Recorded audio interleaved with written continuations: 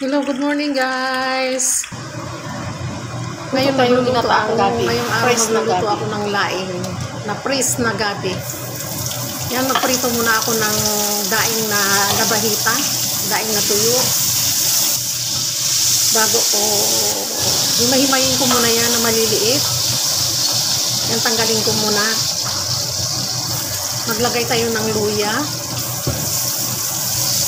Hanggang ma-brown ng luya. Yan, maglagay tayo sibuyas at saka bawang.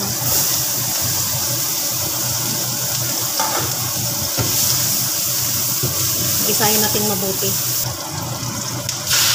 Ilagay natin ang karne ng baboy, pork meat. Yan, maglagay tayo ng salt and pepper. Maglagay tayo ng magic sarap. Maglagay tayo ng 1 teaspoon sugars, 1 teaspoon salt. Yan, halo kayo natin. I-mix. Maglagay tayo ng sili. Para hindi makati yung luluto natin ng gabi. Press pa naman yung ginagawa ko. Yung laman ng gabi, ilalagay ko rin. Yan, laman ng gabi yan. Ilagay ko yung pangalawang gata. Tapos ilalagay na natin yung press gabi. Hindi yan dry ha. Yan, huwag halukayin. Yan, takpan at diretso.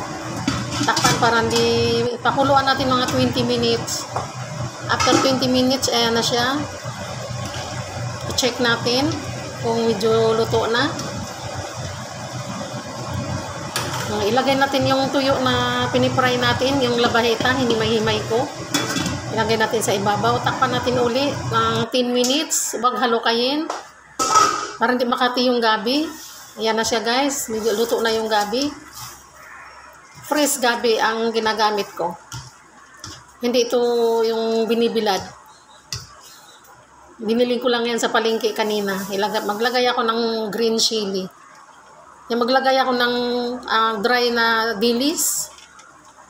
Maliliit na dilis lang yan. Ginagamit ko.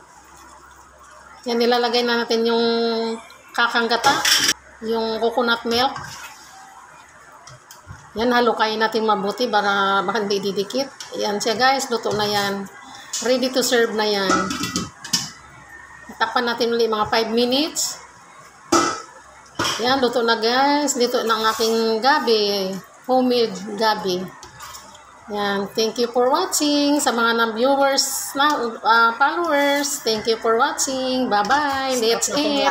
Creamy. Wow, Balance namin yan.